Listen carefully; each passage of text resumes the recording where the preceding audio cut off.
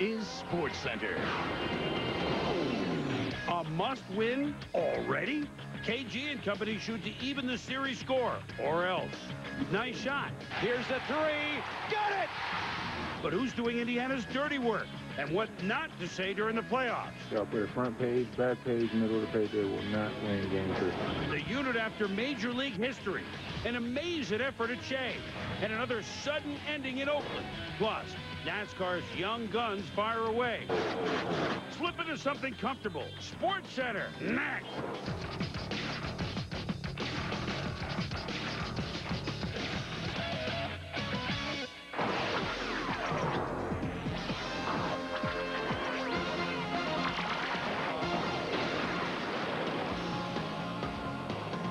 Well, we want quick National League crisp action. We have it. We're here. We're here. Good to see you. Again. The reunion tour continues. I'm Chris Berman along with Stuart Scott. Welcome to SportsCenter. We got a lot to talk about. Man, it's an interesting week. Very interesting week. Interesting NBA stuff going on. You know, the Lakers have never, Phil Jackson has never lost a 7-game series or any series when he won game 1. Well, but Minnesota was up against a goal line stand, if you will, to use a football term in game number 2. The hockey was great. We'll have our top 10 plays. But how about when you've done most anything else in baseball, but Randy Johnson, what hadn't he done? Something, I don't know. Something. Tuesday night, remember? He is 1 out away from a perfect game, and a 2-2 to Perez. Swing and a miss, and Randy Johnson, at 40 years young, has thrown a perfect game, the 7th in National League history. Randy Johnson has been overpowering many times in his career, but he'd never been perfect. Then again, hardly anyone has since the turn of last century. Remember that? Just 14 perfect games have been pitched, starting with Cy Young, ending with Johnson. All right, 17 if you include Don Larson in the series and Harvey Haddix and Pedro Martinez. But you get the point. It never happens. For an encore, the 40 years young big unit tried for a major league record of consecutive batters retired, pitching against the young man half his age, Dontrell Willis, who last May was at Zebulon, North Carolina in AA ball for the Marlins. And here we go. 5 days after a perfect game, Randy on the mound. And here's what the last 5 perfect games and what they did after their start. A lot of numbers, but you can see that the last one was David Coney getting no decision. Johnson 3-1 on Luis Castillo. Castillo flies to deep left. And bottom of the second, 2 outs for Mike Redmond. Redmond ends the second inning. And Johnson perfect through 2. Here we go again. Maybe. I mean, it's a little bit too much to ask, isn't it? Abraham Nunez doubles down the left field line. What's the matter with Randy Johnson? Somebody got a hit. 39 straight batters, retired. It's over. He's human. He is human, although not by much. Luis Castillo flips to say, oh my goodness, he's given up a run. Nunez scored, Castillo with a base hit. Dontrell Willis, though, getting roughed up here in the 5th. Luis Speedy Gonzalez. A one-hopper off the wall. Alex Absolute Cintron coming around to score from first. I'll have that in a high ball, please. Diamondbacks lead at 2-1, 8 straight hits off Willis. Marlins show now 4-2, bottom 6, and Johnson strike out Redmond. Yeah, make it 2-1. We will make it 2. And the 4-run 5th gives the Diamondbacks a 4-3 win. And so now, Randy Johnson, there it is, most consecutive batters retired over the last 30 years. Tom Browning, 40. Randy at 39. David Wells, 38. The Major League record done by the 1972 right-hander, tall right-hander of the San Francisco Giants, Jim Singles Barr, at 41. So Johnson almost accomplished that. A man who's been around, well, not as long as Randy. That would be Tom Glavine. And Tom Glavine on the hill, perfect through 4 innings at home for the Mets against Colorado. What a difference year 2 is for him in New York. Ball 3, Burnett thinks it's ball 4. He heads to first. Glavine says, no, Jeremy, just 3. 3 balls, 2 strikes, 1 out. 2. And a little blooper that Ty Wigginton catches, and now we're perfect to 5. So we go to the 6th inning now. Tom Glavine sitting on the bench alone. Nobody wants to talk to him. Then 3-0 Mets, bottom of the 6th. Glavine batting. and he can do this. He shoots it to the left. Shane Spencer scores. 4-0 Mets. Just might be one of those magical afternoons for Tom Glavine. Glavine with an RBI. He's always been a good hitting pitcher, and now we go to the 7th. Still perfect. No outs. 2-2 to Denny Hockey. Just misses ball 3. Take another look. Oh, and Tommy's so great at painting the corner. He didn't like the call. And there's ball 4.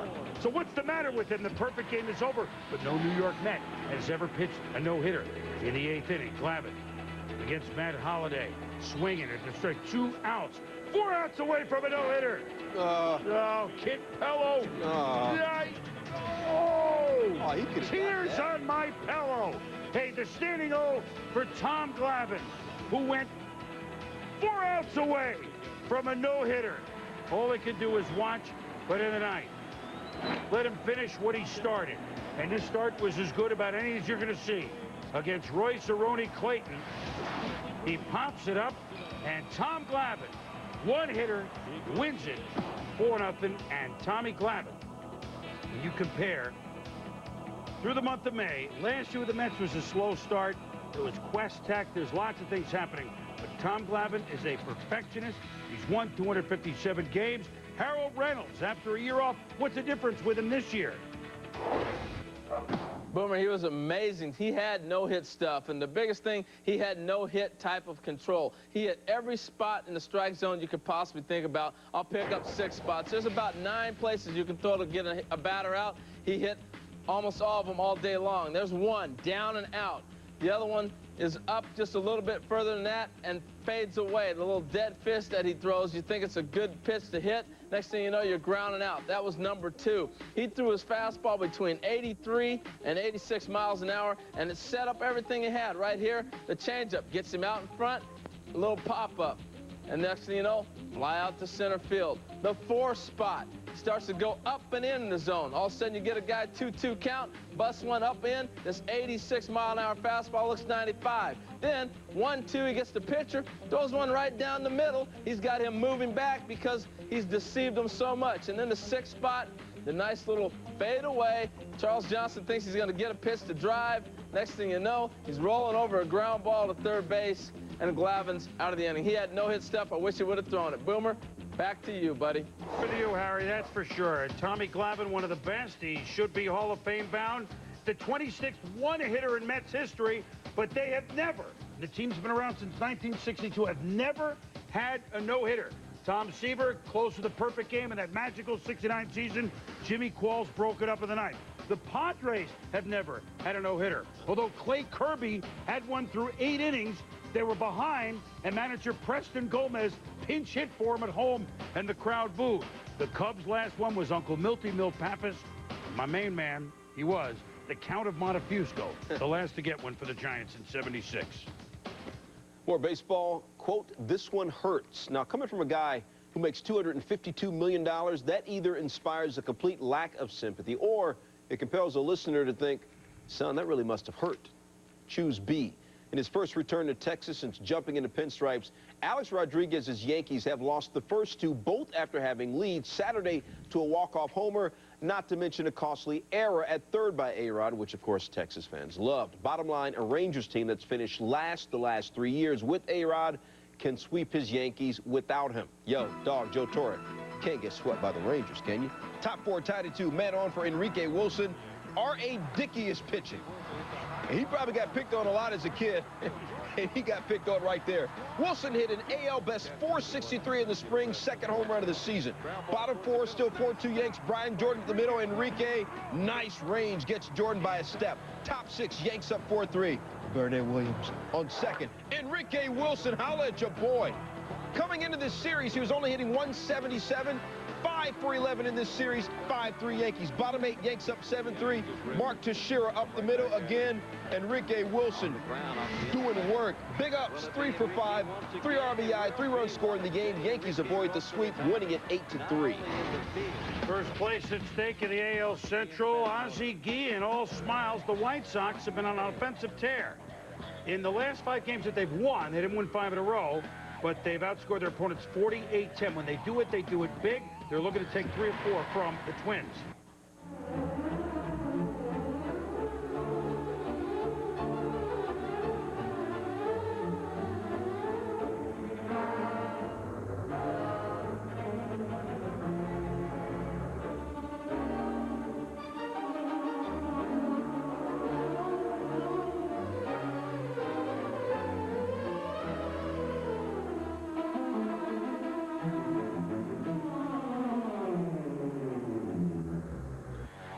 So they bat around in the fourth. They score 8 runs. Then their 5 wins. They bat around 5 times. They did it once. Could they do it again? Wait to the 6th inning.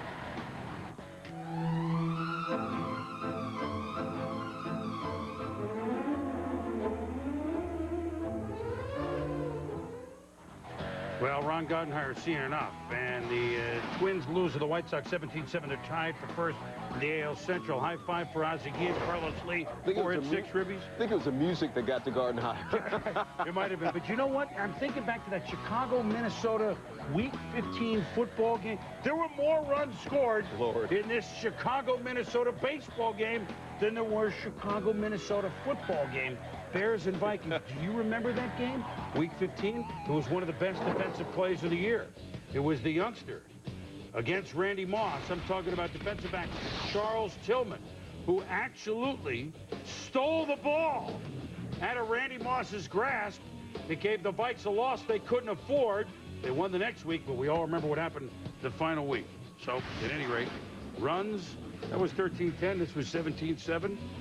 Just thought we'd do it. No, still up, Boom. Remember the Reds of the 70s? Remember how Ken Griffey Jr. could hit the snot out of the ball? Well, from the Department of Deja Vu. And New York's loss is Oakland's gain, which is bizarre enough, but what does it mean for the former MVP in Oakland? Also ahead, it is not float like a butterfly, sting like a bee. If he raises his gloves, I'll drop him in 3, but it is a guarantee. Nice. They will not win game 2. And you heard that from me. Y'all print whatever the hell y'all want. Y'all put a front page, back page, middle of the page. They will not win game 2. You see an ancient source of power. We saw a chance to invest in what became the international leader in wind technology, generating powerful returns for Templeton Fund shareholders. Franklin Templeton Investments. Gain from our perspective. There's a DVD. Once you watch it, oh man, you'll discover 3 times the outtakes, the bloopers, and the extras. Who's your mom? Scary Movie 3, only today on DVD and video. I have told a ridiculous lie to back up a friend's ridiculous lie. I've just ordered a Coors Light for everyone in this bar. Put it on my buddy's tab. I have used my dog to dry my hands. I have no idea what this girl's name is. I have dated a girl for her brains. Big, huge brains. Great achievements deserve a great beer. Unleash the Rocky Mountain cold taste of Coors Light. Esta noche por ESPN 2, un SportsCenter especial del nuevo canal ESPN Deportes.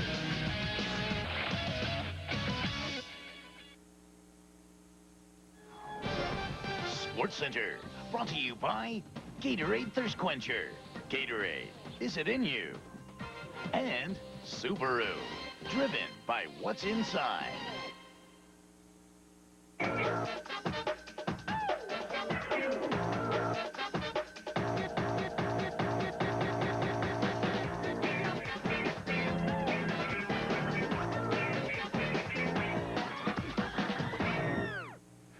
The Big Red Machine, the Nasty Boys, World Series champions in Cincinnati. But for 2004, thoughts of a similar season in the Queen City would be limited to those images of yesteryear. Or so we thought. In what looks to be baseball's best division, the NL Central, with heavies like the Astros and Cubs, oh, by the way, the Cardinals too, the Reds were an afterthought. Maybe not. They began today in a 3-way tie for first with Chicago and Houston, and they went for a 3rd straight home win over the Stros. And here we go, Cincinnati. Astros trailing 2-0. Wade Miller batting against Corey Lytle. Chopper up the middle, D'Angelo Jimenez. They're playing some defense in Cincinnati. My name, D'Angelo Jimenez. He makes the throw, and Corey Lytle has helped out. Nice stretch. 3-0 Reds in the 5th. Junior with a man on. And we remember this swing. Yeah, we do remember this swing. Back. Homer number 490. 2-run shot, 5-0 Reds. Now Sean Casey at the bat in the 7th. And he just launches one. Way back and right. Gone. Casey leads the NL with a 380 average. 6-0. Lytle gets Craig Biggio to ground it a 5-4-3. Double play. The Reds turned 3 on this afternoon. 2 out of the 9th. Corey Lytle trying to go the route. against one of the sweetest swings is your Richard Hidalgo. 7-0, the Reds. And he completes his third game of the year. And the Cincinnati Reds. We told you about Casey leading the batting average. We got Graves with 20 saves. We got Paul Wilson, who's on his never won 8 before. More than 8, he's won 6. The Reds, impressive. So here we are, steamrolling toward Memorial Day. They're in good shape. Harold Reynolds, can they contend all year long? Boomer, they're having a career year right now. You look at Danny Graves, 20 saves. Griffey looks like he's healthy. Sean Casey leading the league in hitting. This is the type of stuff that builds tremendous chemistry. Can they continue? Yes, I think they can. If they continue to get great pitching in the offense, the Reds will be there all summer. Thanks, Harold. Cardinals and Cubs. John Cusack from Chicago, Say Anything. It's a great movie. Held up the radio. You know it. Made you cry. You ain't going to admit it, though. Aramis Ramirez admits this. My man going deep. 3-run shot. 10th homer of the year. 8 of them at Wrigley. Cubs up 3-1. Top 5. Chicago up 4-1. Matt Clement gets help behind him. Ramon Martinez deep in the hole in the Mike Matheny grounder. Got him out. Top 6. Clement not so lucky against Albert Pujols. Pujols just got straight medieval on him. That ain't right, man. Okay, 12th home run of the year. I got your point, Albert. Cards down 4-2. Top 9, Cubs up 4-3. Joe Borowski in to close it.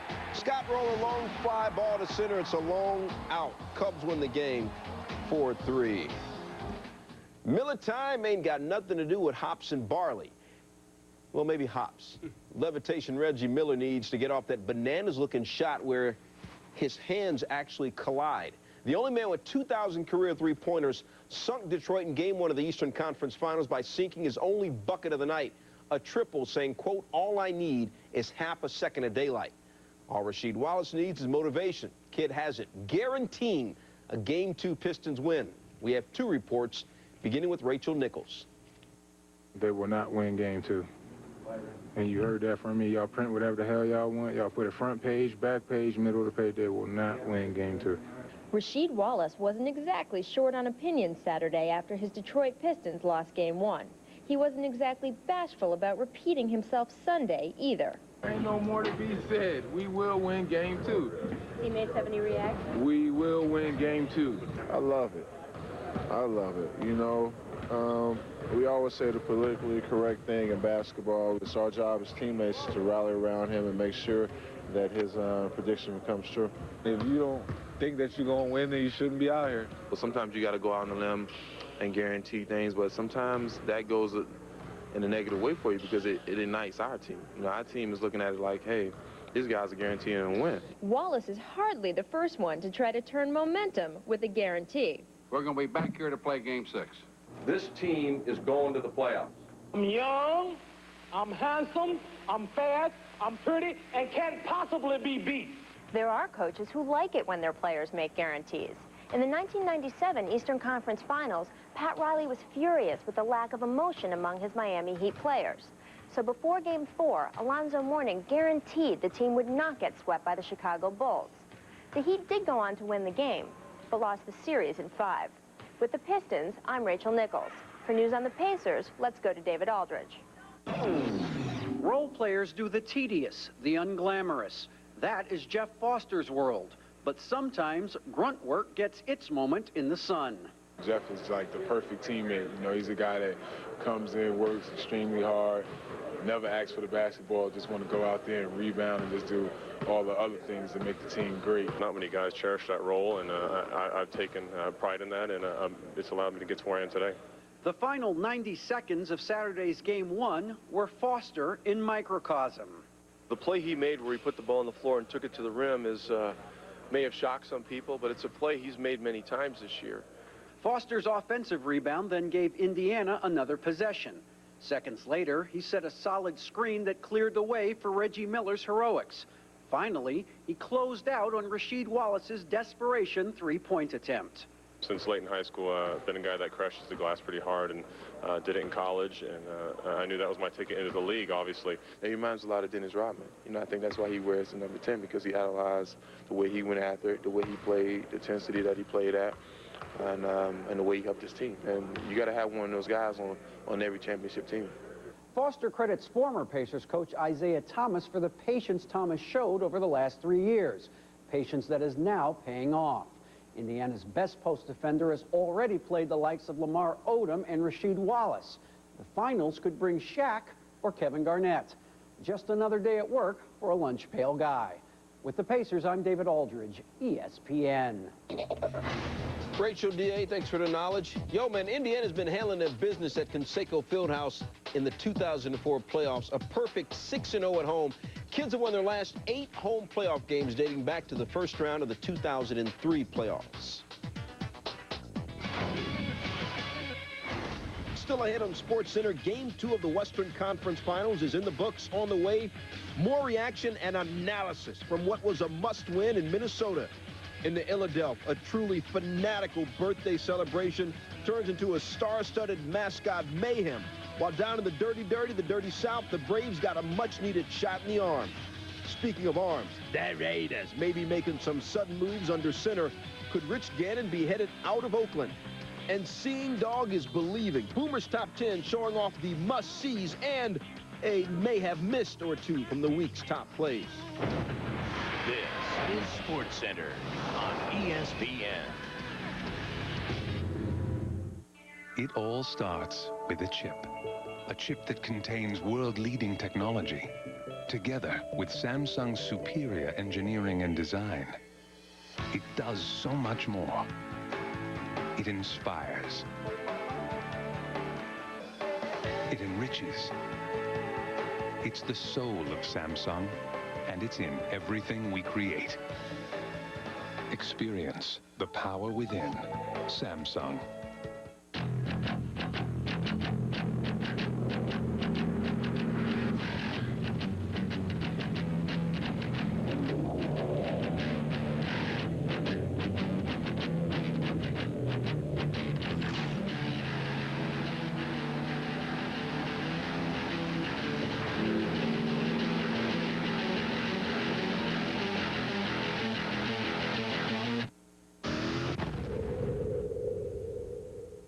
This is a road like no other. This is the road to Omaha, the road to the College World Series. Catch the NCAA Super Regionals with ESPN College Grand Slam on pay-per-view. To order, call DirecTV, Dish Network, or your local cable company. Chris, come on. Where's your mom? Working late again. Going to watch TV? Okay. Hey, so really good on. Cool. Now you can be mom, even when you can't be there. It's like not working. Oh, that? It's working. Parental control. Another way Comcast digital cable makes life a little cooler. If you're looking for beautiful quality replacement windows, then you need to call Gilkey Windows. They have the most energy-efficient replacement window on the market. They even guarantee a fuel savings in writing. Gilkey Windows are easy to clean, with no maintenance ever. And for a limited time, you can get triple pane windows at double pane prices and 6 months same as cash. You can't afford not to call the Gilkey Window Company. They have the windows of tomorrow, today.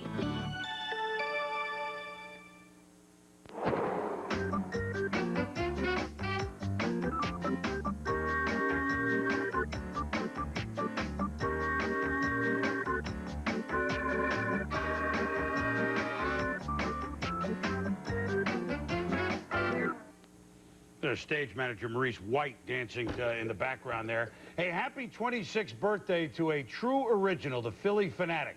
Entertaining, as Nat King Cole once sang, kids from 1 to 92 forever. Yes, the chicken came before the egg, as in the San Diego Chicken. But all those early mascots, the Chicken, the Philly Fanatic, they all understood the game and their audience. And nothing would make the Philly Fanatic happier on his birthday than a Phillies home win. And as luck would have it, in town, San Diego. So here we go. And a birthday party. All the mascots. Oh, yeah. Got to hang with your own. Sean Woon's going to field it. Thinks about flipping it to Roberto Hernandez. Jay Payton called out. He doesn't like the call by umpire James Hoy. Payton. Had an argument. The next batter, Ramon Hernandez, a hot shot. Get past Chase Utley. Hernandez on at first. Kerry Robinson comes in a pinch run. 2 batters later, Phil Nevin up. Shot, Pratt guns out the pinch runner. Robinson shaking up. And then here comes the argument. Payton, words with Hoy, and ship ahoy.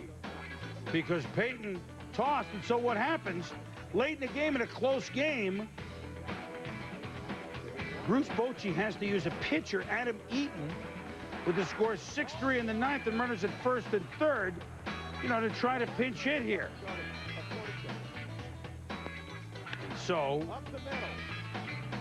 what do you expect happens, right? Yep. Ow.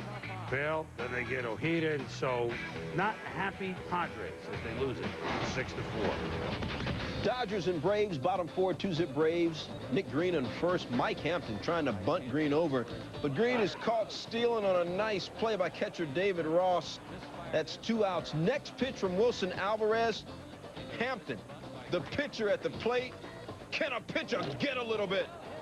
That's his 13th career home run, first of the season. Don't sleep on Mike Hampton at the plate. Twice in his career as a pitcher, he's hit 300 or better. 3-zip Braves. Top 6, 5-0 Braves. 2-1 for Jose Hernandez. Hits one to center. Andrew Jones got his PhD, play-a-hater degree. That's why he's got some gold gloves. Mike Hampton gets his first win of the year.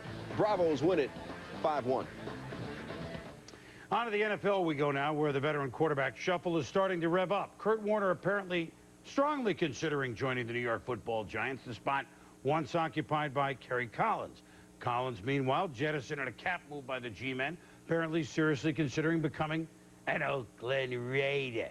Collins, just 4 years ago, took the Giants, of course, to the Super Bowl, and is far from over the hill at the age of 31. In case you missed the last month with a long nap, Collins became expendable when the Giants drafted Eli Manning.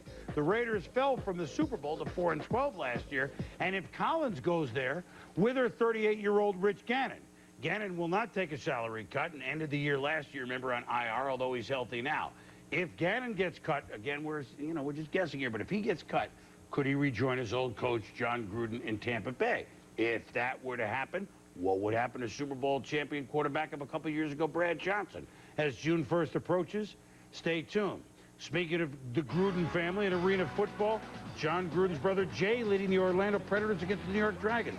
Chris Price intercepts Aaron Garcia's pass, and arena football going to go like this. He could go all the way because the field's just not as long, and it's 28-7 the Predators. And then Joe Hamilton, Frank, and Reynolds. Don't pull your love out on me, baby. To Anthony Bright. His future's so bright, he's got to wear a shade. Your basic defensive struggle, 65-41. Orlando over New York, and we welcome those of you that have watched the Timberwolves and the Lakers in a pivotal game number 2. Yeah, pivotal game number 2. Real pivotal for Minnesota because the L.A. Lakers, Phil Jackson specifically, never, ever lost a series when winning game 1. And this game on Minnesota's home court, it was large and charged. Let's take a look at it. Shaq has been dominating in the series, facing the Wolves' big man. Kobe Bryant ready to have some fun. KG and Sam Cassell playing through a bad back. I would have to say that no one feels sorry. Really. When I went down with my injury, we didn't get well cards from another opposing team. So if he's hurt, he hurt. First quarter, Cassell playing some D and Gary Payton. And Sam I Am comes up a little, had to go to the locker room. Nice back. I mean, in a man sort of way. Game tied at 11, Wally Szczerbiak, 3. Watch your back. Booyah for Szczerbiak. Szczerbiak had 16 points, 22-18 Wolves. Kobe Bryant comes off the screen. Kobe dropping that crazy hot. Kobe 10 of 24 shooting. 26-22 Wolves. Szczerbiak outlet to Latrell. Sprewell dunking in the house. Boom. What happened in the second quarter? Well, George Mikan really got going for me. No, I'm sorry. It's Kevin Garnett, the MVP, who has been so immense in both rounds of the playoffs. And the fade away, the foul, 34-26 Wolves at they have 10 points Garnett.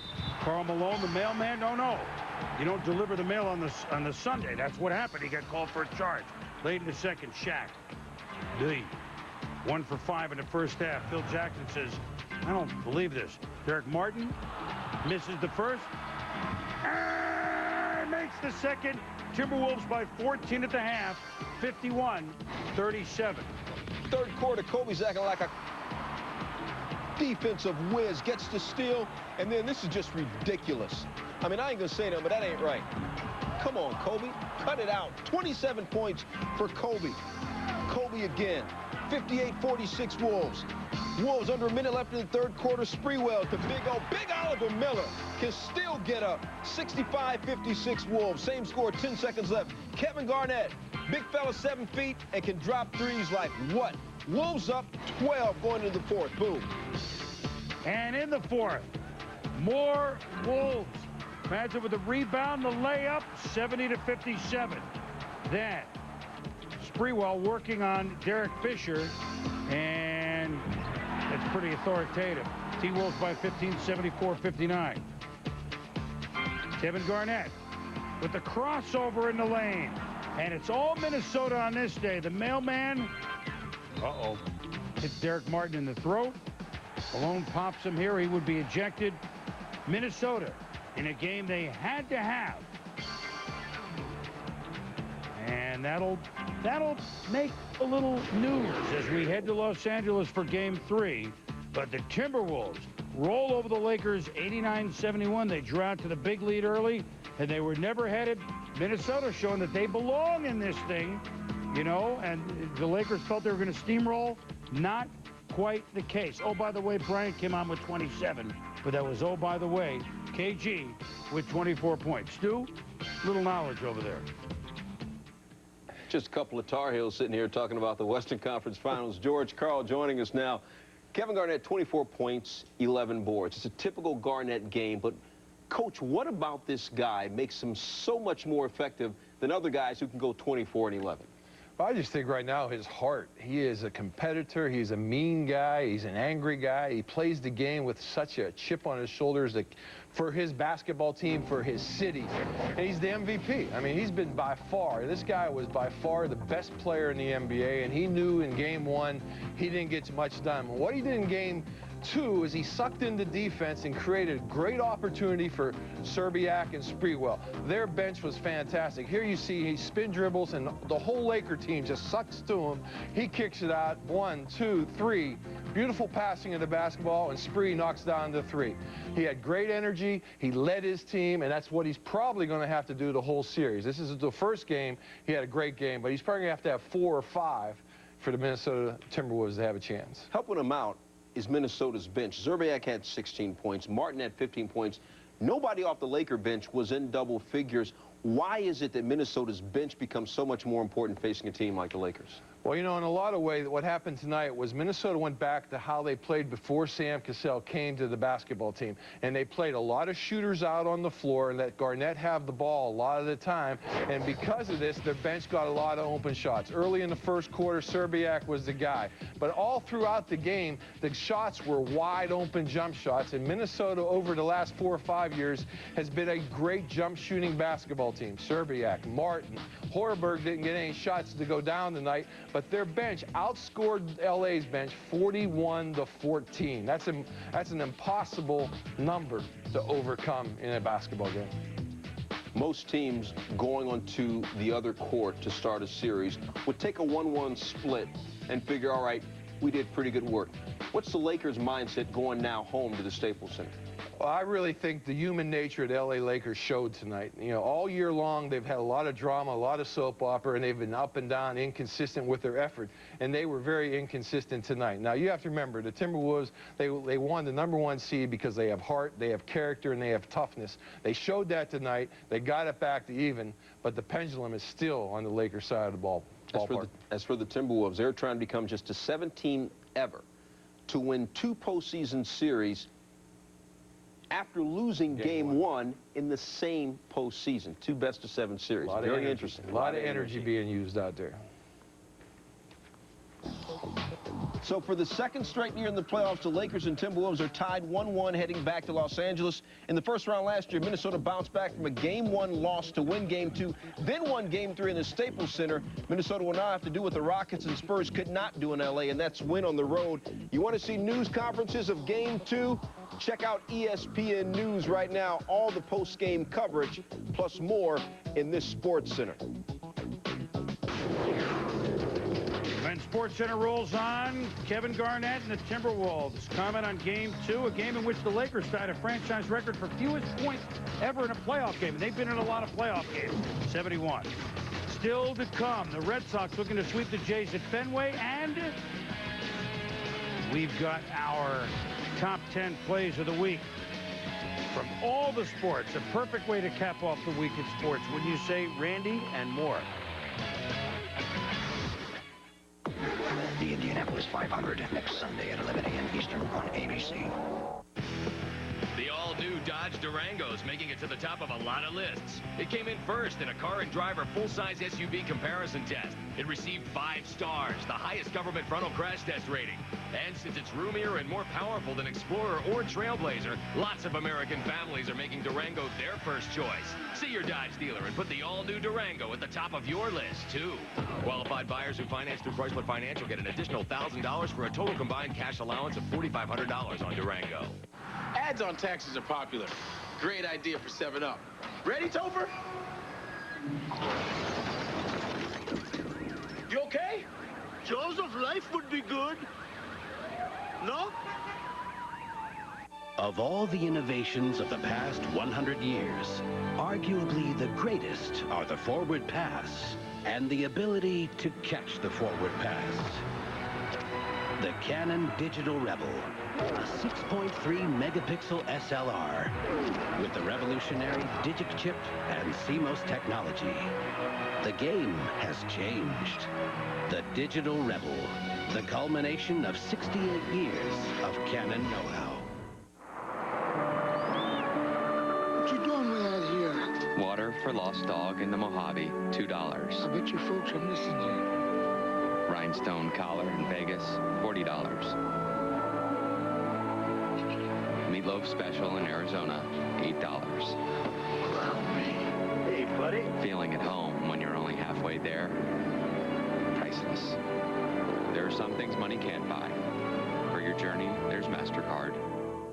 How big is the universe? Infinite. It's the same with love. When one of the world's greatest minds was pushed to the edge, he survived to achieve greatness. Russell Crowe, Jennifer Connelly, A Beautiful Mind. ABC Monday, viewer discretion advised. There are goals. And then there are goals. The Stanley Cup Finals on ESPN. Flames versus Lightning, 7:30 Tuesday. Video games. A SportsCenter 5-part series. About 65-70% of the NBA players play video games. Pro athletes helping to create the games that they play. Gotta help me out with the ladies, man. Make them look a little better, right? Some athletes use the games as a way to train. The games are as realistic as you can get without actually strapping into a race car yourself. And just wait until you find out how much money competitive gamers make.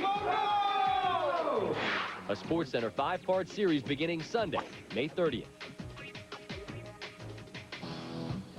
More baseball, Blue Jays and Red Sox. David Ortiz coming into the game with 33 RBI. Bottom 1, 2 on scoreless. Represent D. Ortiz RBI double off Miguel Batista. Johnny Damon scores 18 doubles this year for Ortiz. He said, I kind of look like Johnny Damon in slow motion. Bottom 3rd, 4-zip Red Sox. Ortiz another 2-run double.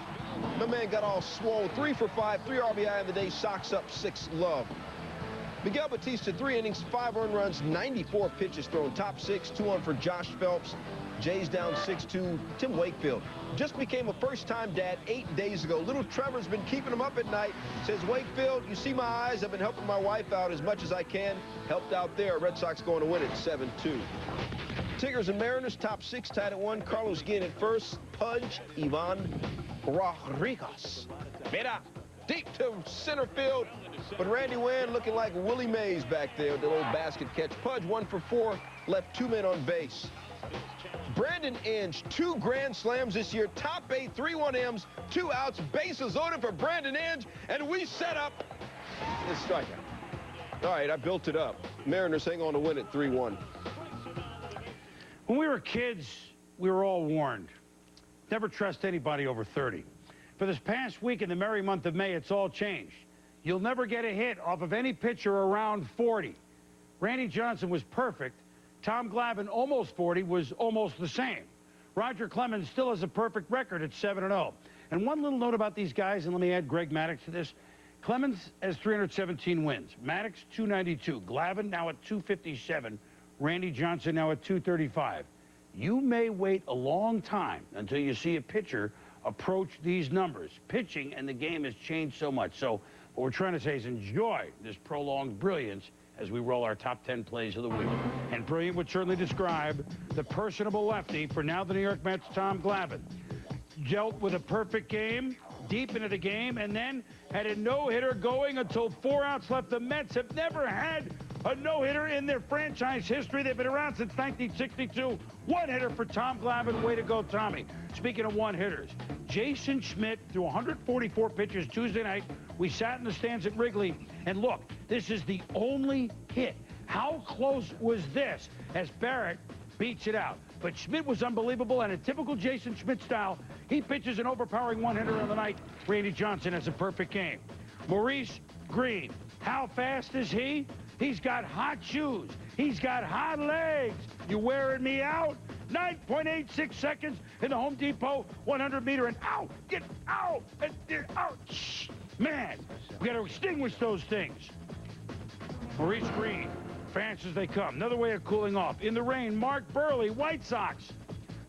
Yes, in a triple pike position, does it twice. But Youppi, in a rain delay, the Expos mascot, and the rain delay in San Juan, he gives it a shot. But you know what? Oh, we've all done that on the pavement. A for effort, however. Diana Taurasi, welcome to the pros. She is unreal. In her first game with the Mercury, she hit this 50-footer from half court as unreal. Diana Taurasi has a chance to be among the greatest of all time. I mean, like Nancy Lieberman was, like Ann Myers was, like Cheryl Miller and Lisa Leslie and Cheryl Swoops. Diana has that chance. Coming up, the top 5, including some absolutely great pucks in the conference finals this weekend. The Oakland A's have that knack of getting straight A's in extra innings. Just ask the Royals. Win 1, they call you a champion. Win 4, they call you a dynasty. What do they call you when you win 13 years in a row? A BMW. The 3 Series was named one of Car and Driver's 10 best for 2004, an unprecedented 13th consecutive year. Test drive the legendary 3 Series today. BMW, the ultimate driving machine. What's cold? Coors Light, fast breaks and steals. What's cold? 3-on-1, that's when the game get real. What's cold? Slapping backboards, dunking and breaking glass. No-look passes, throwing elbows and talking trash. If you weak, then have a seat. You need to get off the court. Life's cold, but ain't no place for you in this here sport. Ice cold, frost bitten and shivering. It's cold like that, and you could either watch it or live. Unleash the Rocky Mountain cold taste of Coors Light. In troubled times, hostages, chaos, Afghanistan. One team. This is your time. Taught their country to dream. What do you play for? USA! Miracle. Own it today on DVD and video.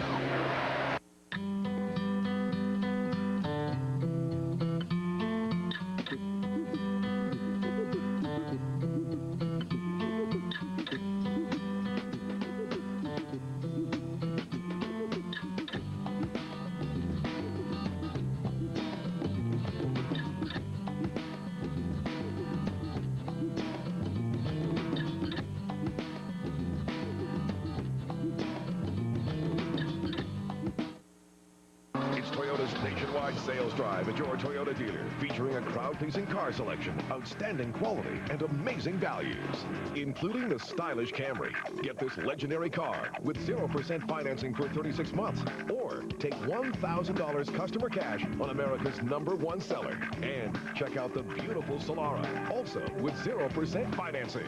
The race is on. Don't miss this event. Toyota's nationwide sales drive at your Toyota dealer now. All right, here we go, the top 5 plays, and we had the WNBA. Let's go NBA. He's been doing this his entire career. We mentioned his sister, Cheryl. Reggie. last minute, this jumper gives the Pacers a win over the Pistons in Game 1. But the MVP of the year is Kevin Garnett. And what kind of seventh game did he have against Sacramento? 32 points, including a big bomb like that. 21 rebounds. And 5 blocks. And 4 steals. I think you get the picture. KG MVP. Giants-Cubs Wednesday night. Bottom 10 tied at 3. Moises Alou to come up, and he looks at his dad walk out of the dugout. I want the right-hander to pitch to my son, but full count. There it goes. Deep to left. Back. This one is over. Well, he will not be getting a Father's Day card from Felipe. Let's put it that way. Calgary, representing Canada in the Stanley Cup Finals, Jerome Iginla. He shoots, he scores. Then the Flames out San Jose early in the week. They're headed with the Sea of Red to the Stanley Cup Finals. But how good was Game 6 and Game 7 in the East? Watch the passing by Tampa Bay. God, they play like the old Canadians, the Oilers. Dave Andreychuk to Benetenko to tie Game 6 at 3. And then Benetenko, Andreychuk, Benetenko, the Lightning moving the puck beautifully. But the man among boys was Keith Primo. Minute and a half to go. The captain ties it for Philly. Sends to overtime. Simon going, Gagne. They win. We're heading to Game 7. Game 7, second period. Frederick Alamodine scores. Tampa leads 2-0, but then they come back 2-1. Watch this goaltending. First, it's Ash keeping the Flyers in it in the last half minute. The Flyers mount one last try. Elite beats Damnoff. Damnoff throws Parecki across the blue line. Shot the save. Save it, everyone. It's over! It's over! The Lightning will play for the Stanley Cup! The Flyers frappé par la foudre. They were struck by a bolt of lightning, as was the Braves with Randy Johnson. 2-2 count. Eddie Perez, he strikes him out. 13 Ks. Randy Johnson, 40 years young, a perfect game. Their minds, hearts, everything could never be fully on the field for Cornell University's lacrosse team. Not since mid-March, when senior co-captain George Boyardi died during a game after stepping in front of a shot, getting hit in the chest, and collapsing. Sunday, with the trip to the Final Four on the line, an already emotionally charged season became riveting, with every player wearing a T-shirt under their jersey with Boyardi's number 21 on it. Somehow, Cornell had to play a game. Many of the fans also wore T-shirts with Boyardi's name and number on it. The 22-year-old's parents also on hand for the game. Cornell against Navy.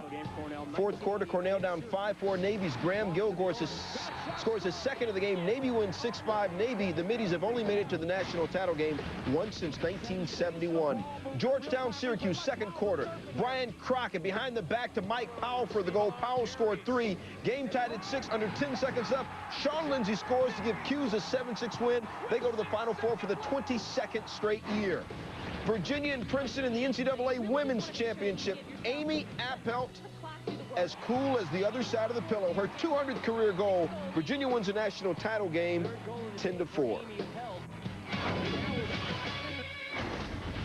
Still rolling on SportsCenter. Home runs and walk-offs on the way. Angels out with the broom trying to sweep the O's.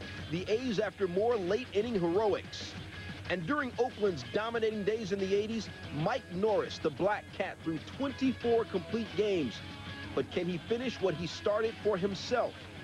In a candid conversation, Matt Kenseth, Dale Jr., and Jimmy Johnson dropped the hammer on the realities of modern racing, both on and off the track. A guy gets in his 40s these days, it seems like, and isn't quite doing the job, whether it's the car's fault or whatever it is, they'll just get rid of him and move on and get a 20-year-old. And son, we got NBA issues to settle. The future of the Kings on point, why the future of the Warriors may be now, and why Zoe's comeback plans are now or never.